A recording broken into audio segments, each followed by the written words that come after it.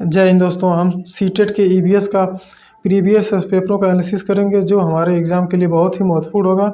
हम कम समय में 30 क्वेश्चन को अटेम्प्ट करेंगे जो हमारे परीक्षा के समय बचाने के लिए भी बहुत ध्यान में रखा जाएगा। तो दोस्तों हम पहला क्वेश्चन शुरू करते हैं। विद्यालय में मिड डे मील के लिए कौन सा सबसे प्रासंगिक है? दोस्तों पहला ऑप्शन, यह शिक्षण अधिगम के बहुत ही मूल्यवान समय को बर्बाद करता है। दोस्तों ये गलत है ये तर्क। शिक्षण अधिगम के साथ इसका कोई लेना देना नहीं है। दोस्तों इसका शिक्षण अधिगम में इसका सहयोग है। यह ईवीएस शिक्षण अधिगम के लिए एक अच्छा शिक्षण अधिगम का अवसर है। अच्छा अगला देखते हैं। यह उन बच्चों के लिए है जो विद्यालय में खाली पेट आते हैं। दोस्तों ये भी कोई तर्क नहीं है, तो ऑप्शन नंबर 3 सही है। दोस्तों मिड डे मील योजना सन 1995 में शुरू हुई केंद्र सरकार द्वारा। तो इसे ध्यान में रखेंगे कि मिड डे मील योजना कब शुरू हुई? केंद्र सरकार द्वारा 1995 में शुरू हुई। नेक्स्ट क्वेश्चन देखते हैं। पर्यावरण अध्ययन के संदर्भ में बोझ के बिना सीखना का क्या तात्पर्य है, क्या बताता है? तो इस थीम का क्या मतलब था? तो दोस्तों पहला ऑप्शन, ईवीएस पाठ्यक्रम को आधा कम करने की ज़रूरत है। नहीं दोस्तों ये इसका उद्देश्य नहीं था। दूसरा क्वेश्चन, स्कूल बैग का वजन कम करना। हाँ दोस्तों इसका मुख्य उद्देश्य था स्कूल बैग को कम भार करना। ईवीएस पाठ्य पुस्तकों में अध्यायों की कम करना, ये भी नहीं था इसका उद्देश्य। अवोध का भार कम करने की जरूरत थी। दोस्तों ये भी नहीं। सबसे बेहतर ऑप्शन 2 है, स्कूल बैग का वजन कम करना। नेक्स्ट क्वेश्चन, ईवीएस कक्षा में समूह में सीखने का क्या उद्देश्य है? तो ऑप्शन पहला देखा जाए क्या है, छात्रों को आसानी से प्रबंधित करना और वर्कलोड को कम करना। नहीं दोस्तों, छात्रों को आसानी से प्रबंधित नहीं किया जाता, ये गलत है। वर्कलोड को कम करना तो ये नहीं हुआ। लड़के और लड़कियां अलग अलग सीख सकते हैं। नहीं दोस्तों, अलग अलग नहीं सिखाना, हमें समावेशी शिक्षा के तहत सबको साथ बैठाकर सिखाना है। नेक्स्ट ऑप्शन, कम और उच्च प्रदर्शन करने वाले छात्रों को अलग अलग करना, उपचारात्मक शिक्षण देना। नहीं दोस्तों, हम अलग अलग कभी करके नहीं सिखा सकते हैं, ये भी गलत। नेक्स्ट क्वेश्चन, नेक्स्ट विकल्प, सहयोग के मूल्यों को लागू करने और एक साथ काम करने के लिए प्रत्येक बच्चे को सक्रिय रूप से भाग लेने और सीखने में सक्षम बनाना है। दोस्तों तो चौथा ऑप्शन है कि समावेशी शिक्षा के तहत हम सबको एक साथ बैठाकर शिक्षा देंगे। नेक्स्ट क्वेश्चन, बाला का पूरा रूप क्या है? बाला का पूरा रूप क्या है? ब्रेल सहायता प्राप्त अधिगम आकलन, मस्तिष्क सहायता प्राप्त असाइनमेंट, अधिगम सहायक के रूप में ब्रेल, अधिगम सहायक के रूप में बिल्डिंग। दोस्तों इसका यही पूरा नाम है, अधिगम सहायक के रूप में बिल्डिंग। बाला का फुल फॉर्म होता है बिल्डिंग एज लर्निंग एड होता है, लर्निंग ऐड होगा इसका पूरा form, building as learning aid होगा। दोस्तों इसे ध्यान में रखेंगे, ये पूछा जाता क्वेश्चन कई बार आ चुका है। नेक्स्ट क्वेश्चन, वैकल्पिक ढांचे का क्या अर्थ है? दोस्तों वैकल्पिक ढांचे का मुख्य शब्द, इसका मुख्य अर्थ होगा कि नवीन विचारों, नए विचारों का औपचारिक रूप से स्वीकृति स्पष्ट करना, वो अलग करना, सबको समझना, सीखना, तकनीकों को आदि को सीखना होता है। तो ऑप्शन देखते हैं, सभी विचार और दृढ़ता से बच्चों में अर्जित किया जाए। नहीं दोस्तों, सभी विचारों को नहीं अर्जित करना, नवीन विचारों को। विभिन्न भौतिक घटनाओं को पाठ्य पुस्तक में स्पष्टीकरण नहीं, स्पष्टीकरण तो एकदम नहीं करना है किसी भी में भी। विचार जो अवधारणाओं के औपचारिक रूप से स्वीकृत स्पष्टीकरण से अलग है, हाँ जो विचार सबसे अलग नवीन है उसे हमें स्वीकृत करना है। दोस्तों ये ऑप्शन सही है। वर्तमान में वैज्ञानिक और सामाजिक मनोवैज्ञानिकों द्वारा आयोजित विचार, नहीं दोस्तों, किसी का विचार नहीं थोपना है, जो नवीन अलग स्पष्ट विचार हो उसे बच्चों पर लगाना है। नेक्स्ट क्वेश्चन, महिलाएं पुरुषों की तुलना में कमजोर है, यह क्या है? अंधविश्वास है, मिथक है, वैज्ञानिक तथ्य है, रूढ़िबद्ध धारणा है। तो दोस्तों ये क्वेश्चन कई बार आ चुका है, बहुत बार आ चुका है। तो ये दोस्तों न अंधविश्वास है, न मिथक है, न ही वैज्ञानिक तथ्य, यह है रूढ़िबद्ध धारणा। इसे ध्यान में रखेंगे आप। नेक्स्ट क्वेश्चन, भारत में बिहार के सापेक्ष जम्मू कश्मीर और गोवा की स्थिति क्या है?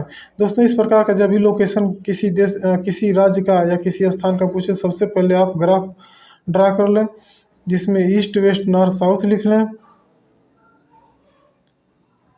उसके बाद किसके सापेक्ष पूछ रहा है उस स्थिति को जाने, तो बिहार के सापेक्ष पूछ रहा है। बिहार कहाँ है? उत्तर प्रदेश के पूर्व में, तो यानी कि बिहार यहाँ पर है। पूछ क्या रहा है? जम्मू कश्मीर कहाँ है? तो जम्मू कश्मीर कहाँ है भैया? हमारा नॉर्थ में है, यहाँ पर J&K है। फिर और क्या पूछ रहा है? गोवा को पूछ रहा है, तो गोवा कहाँ है? गोवा महाराष्ट्र और कर्नाटक के बीच में है, यानी गोवा यहाँ पर है। दोस्तों पहला यानी जम्मू कश्मीर कहाँ है बिहार के सापेक्ष? जम्मू कश्मीर यहाँ बिहार है, तो ये पश्चिम में प्लस उत्तर में है, यानी पश्चिम उत्तर में है। फिर उसके बाद गोवा को देख लिया, तो गोवा दोस्तों इधर दक्षिण में और पश्चिम में है, यहाँ पर गोवा है, यानी कि उत्तर पश्चिम और दक्षिण पश्चिम में दोनों का लोकेशन है बिहार के सापेक्ष। तो दोस्तों ऑप्शन नंबर 4 इसका सही होगा। इस प्रकार क्वेश्चन है, तो आप ड्रा कर लें पहले। अगला क्वेश्चन, वाष्पीकरण की प्रक्रिया निम्नलिखित में से किस स्थिति में सबसे धीमी होती है? पहला ऑप्शन, सतह क्षेत्र और तापमान दोनों में कमी हो, सतह क्षेत्र और तापमान दोनों में वृद्धि हो, सतह क्षेत्र बढ़ता है लेकिन तापमान घटता है, सतह क्षेत्र घटता है लेकिन तापमान बढ़ता है। दोस्तों इसके लिए उदाहरण सबसे अच्छा है कि किसी कपड़े को गीला करके आप तह बना दें, तह बनाकर उसे हल्की धूप में सुखाएं, तो कब तक सूखेगा? कब तक पानी वाष्पित होगा? बहुत देर लगेगी।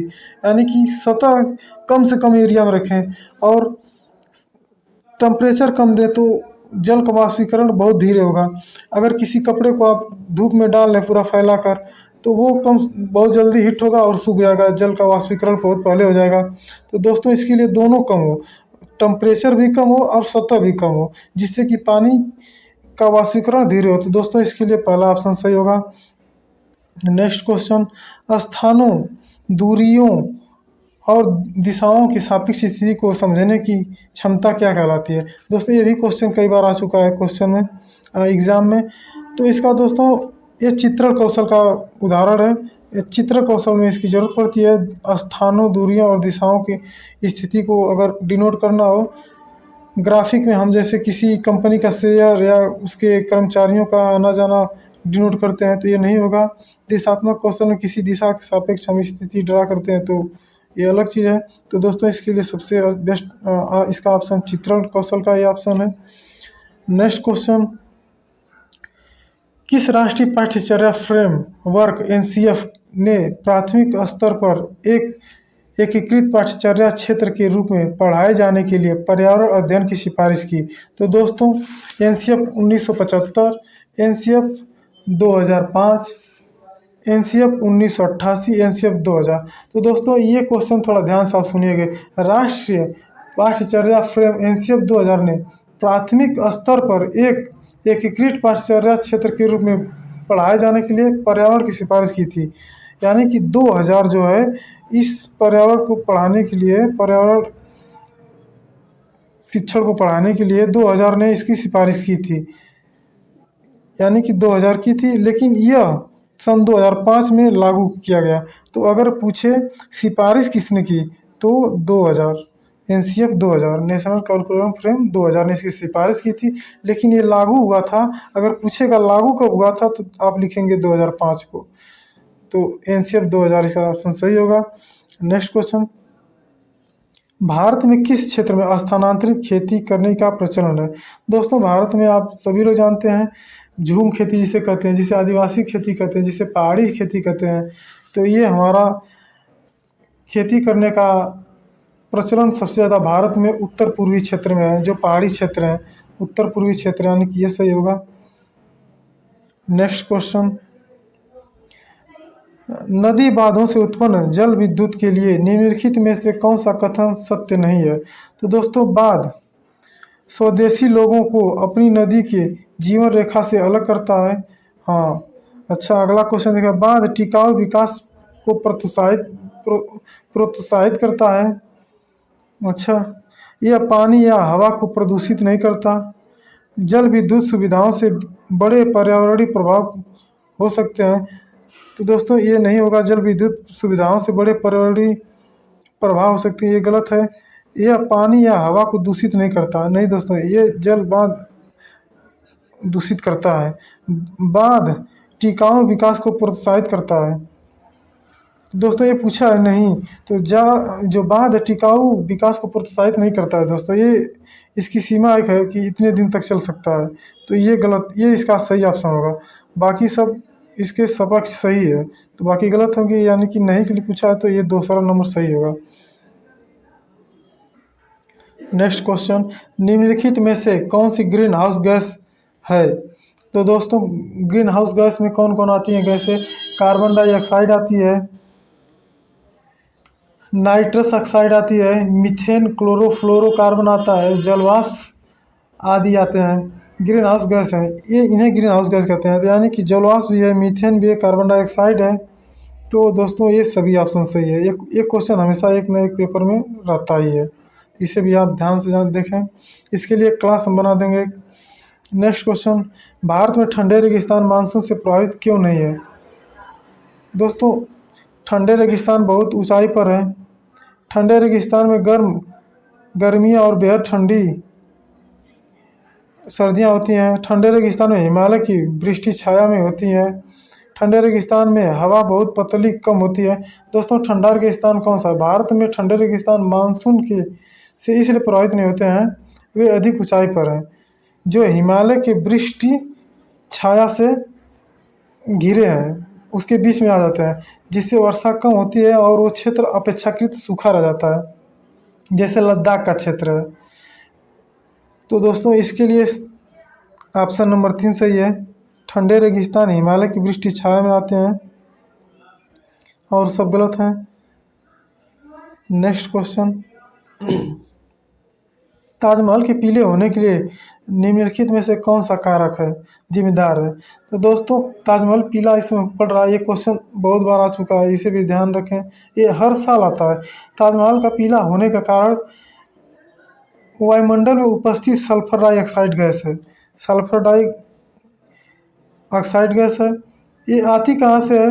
दोस्तों मथुरा में जो कंपनियां हैं, जो रिफाइनरी कंपनियां हैं, यह गैस वायुमंडल में नाइट्रस ऑक्साइड को छोड़ती हैं, और ये वर्षा के जल से रिएक्शन करके ये सल्फर डाइऑक्साइड का रूप लेकर जो ताजमहल के ऊपर पड़ती है, जिससे ताजमहल पीला पड़ रहा है। तो इसका ऑप्शन सही है sulphur dioxide. Next question, Golconda किला किसने बनवाया? पल्लव राजवंश, चालुक्य राजवंश, चोल राजवंश, काकतीय राजवंश। तो दोस्तों गोलकोंडा का किला काकतीय राजवंश के लोगों ने बनवाया था, जो आंध्र प्रदेश की राजधानी हैदराबाद में स्थित है। काकतीय वंश के लोगों ने बनवाया, जो हैदराबाद में है। नेक्स्ट क्वेश्चन, इसे 17वीं शताब्दी में बनवाया गया था, इसे भी ध्यान दें। 15 ग्राम ml 15 ग्राम प्रति ml घनत्व और 3 ml आयतन किसी वस्तु का द्रव्यमान क्या होगा? दोस्तों ये पूछ रहा है, तो घनत्व का फार्मूला आप लोग को पता होना चाहिए, या लिख कर इसे देख लें, याद कर लें। घनत्व बराबर होता है द्रव्यमान अपान आयतन होता है इसका फार्मूला। तो दोस्तों पूछा है हमसे द्रव्यमान, तो द्रव्यमान बराबर हो जाएगा घनत्व इंटू आयतन। तो दोस्तों हमारे पास घनत्व भी है और आयतन है, घनत्व आयतन दोनों है, तो हम दोनों का गुणा कर देते हैं, यानी 15 इंटू 3 ग्राम ml, तो 15 या 45 हो जाएगा, यानी 45 ग्राम हो जाएगा इसका आंसर सही। नेक्स्ट क्वेश्चन, निम्नलिखित में से कौन सी अदिश राशि है? दोस्तों अदिश राशि पूछा है। दोस्तों सदिश राशि की परिभाषा क्या होती है? आप सभी लोग जानते हैं, सदिश राशि उसे कहते हैं जिसमें मात्रा परिणाम दिशा निहित हो, उसे सदिश राशि कहते हैं। इसके जैसे सदिश राशि में वेग, बल, संवेग, भार, गुरुत्वाकर्षण आते हैं। इसका विपरीत ही अदिश राशि होगा, यानी कि जिसमें परिणाम हो दिशा ना हो, तो इस प्रकार की राशियों को अदिश राशि कहते हैं। जैसे दूरी, चाल, द्रव्यमान, आयतन आदि अदिश राशि हैं। तो दोस्तों द्रव्यमान क्या है? अदिश राशि है। भार एक सदिश राशि है। गुरुत्वाकर्षण एक सदिश राशि है जिसमें दिशा परिणाम दोनों हैं। संवेग एक सदिश राशि जिसमें दिशा परिणाम दिशा दोनों हैं। तो दोस्तों इसका सही आंसर द्रव्यमान होगा। नेक्स्ट क्वेश्चन, एक ऐसी वस्तु जिसमें कोई प्रकाश किरण गुजर नहीं सकती क्या कहलाती है? तो उत्तल लेंस सर, उत्तल लेंस है जिसमें से प्रकाश की किरणें गुजर सकती हैं। पारभासी, इससे भी प्रकाश की कुछ किरणें गुजर सकती हैं। अपारदर्शी, तो दोस्तों अपारदर्शी ऐसी वस्तु है जिसमें से प्रकाश की किरणें नहीं गुजर सकती, ये सही है। और पारदर्शी, जिसमें से प्रकाश की किरणें पूरा पूरा गुजर जाती हैं। जैसे अपारदर्शी वस्तु हुआ लकड़ी का टुकड़ा, दरवाजा, दीवार आदि। तो इसका ऑप्शन नंबर 2 सही होगा। नेक्स्ट क्वेश्चन, एक विलय की विघटन दर किस पर निर्भर करती है? तो दोस्तों किसी विलय में विघटन दर उसके तापमान पर निर्भर करती है। तापमान में विलय के पदार्थों का विखंडन होता है। जब टेम्परेचर ज़्यादा होगा तो उसमें विलय का विखंडन तेजी से होता है, जिससे पदार्थों के बीच में अंतःक्रिया होती है। तो दोस्तों इसका तापमान सही आंसर होगा। नेक्स्ट क्वेश्चन, सुषमा चाहती है कि उसके छात्रों को पेड़ों के संरक्षण के लिए संवेदनशील बनाया जाए। निम्नलिखित में से कौन सी ऐसा करने की सबसे उपयुक्त रणनीति है? तो दोस्तों ऑप्शन पहला देखा जाए, बच्चे को एक पौधे को अपनाने और पोषित करने में मदद करना। अच्छा ठीक है, देखते हैं आगे क्या। कक्षा में बहस आयोजित करना। दोस्तों अगर कक्षा में बहस करते रह गए तो कहाँ से पौधा हमारा संरक्षित होगा? तो ये गलत होगा। समूह चर्चा, समूह चर्चा में कहाँ पौधे को संरक्षित किया जा सकता है? पोस्टर बनाने से भी पौधे को संरक्षित और कुछ भी किसी प्रकार का संरक्षण नहीं दिया सकता। दोस्तों हम बच्चों को टास्क दें, टास्क देंगे तो एक पौधे को बच्चा संरक्षण के और अवलोकन करेगा। तो इसका ऑप्शन नंबर फर्स्ट सही है। नेक्स्ट क्वेश्चन, अभय ने अपने छात्रों से उन बीमारियों पर समूहों में एक सर्वेक्षण करने के लिए कहा जिनसे उनके पड़ोस के लोग पीड़ित थे, पाठ्य पुस्तक में सर्वेक्षण का उल्लेख नहीं किया गया है। इस शिक्षण अधिगम की रणनीति के लिए कौन सा विकल्प प्रासंगिक नहीं है? दोस्तों इस प्रकार का क्वेश्चन हमेशा एक न एक बनता है टेट में, सी टेट में, तो इसे ध्यान से देखें। पहला ऑप्शन क्या कह रहा है? इससे समुदाय को उन बीमारियों को समझने में मदद मिली जिनसे वे पीड़ित थे। अच्छा, इसने समुदाय के साथ बातचीत करने का अवसर प्रदान किया। इससे बच्चों को वास्तविक जीवन के साथ सीखने में मदद मिली। इसने बच्चों को डाटा हैंडलिंग समझने और एक साथ काम करने में सक्षम बनाया। तो दोस्तों इसमें बच्चे जब किसी बीमारी पर सामूहिक रूप से सर्वेक्षण कर रहे हैं तो वो क्या कर रहे हैं? किसी भी चीज़ में जब वो अवलोकन कर रहे हैं तो वो डाटा हैंडलिंग कर रहे हैं, वो सामूहिक रूप से सीख रहे हैं, सक्षम हो रहे हैं। दोस्तों इसका ऑप्शन फोर्थ सही होगा, ये नहीं सही होगा। नेक्स्ट क्वेश्चन, आपातकालीन परिस्थिति के बारे में बात करने के लिए प्रिया ने बच्चों के अनुभव पूछे। जब उन्हें कभी आपात स्थिति का सामना करना पड़ा, बच्चों ने आग, बिजली के झटके और सड़क दुर्घटनाओं के साथ अपने अनुभव सुनाए। उन्होंने प्रश्न पूछे, उनकी मौजूदा समय का आकलन किया और समाचार पत्रों से सड़क सुरक्षा विज्ञापनों जैसे संसाधनों का उपयोग करके सुरक्षा पहलुओं पर चर्चा की और क्रमशः आग, बिजली के झटके पर सुरक्षा दिशा निर्देश पर चर्चा के लिए एलपीजी और इलेक्ट्रिक बिल का इस्तेमाल किया। प्रिया द्वारा अपनाए गए सबसे उपयुक्त दृष्टिकोण कौन सा है? तो ऑप्शन देखा जाए दोस्तों, बहुत बड़ा क्वेश्चन है। हाँ, तो ऑप्शन इसका है मानववादी दृष्टिकोण, संज्ञानात्मक दृष्टिकोण, अनुभवात्मक अधिगम दृष्टिकोण, अन्वेषण दृष्टिकोण। दोस्तों इतना करने के बाद क्या समझ में आ रहा है? बच्चे मानववादी हो रहे हैं? नहीं। संज्ञानात्मक है? नहीं दोस्तों। अनुभव ले रहे हैं? नहीं। इसमें बच्चे अन्वेषण कर रहे हैं, एक नई चीज़ों को सीख रहे हैं, देख रहे हैं, खोज रहे हैं। तो दोस्तों इसका ऑप्शन सबसे बेस्ट है 4 नंबर, अन्वेषण दृष्टिकोण है यह। नेक्स्ट क्वेश्चन, समुदाय एक महत्वपूर्ण शिक्षण और अधिगम संसाधन है क्योंकि ऑप्शन फर्स्ट, कोई भी समुदाय में उपलब्ध समस्त ज्ञान को बिना आलोचन के स्वीकार कर सकता है। अच्छा जी। नेक्स्ट ऑप्शन, यह सस्ता और सुलभ है। अच्छा, बुजुर्ग लोग बुद्धिमान हैं और उनके पास समय है। यह वास्तविक परिस्थिति में सीखने का अवसर प्रदान करता है।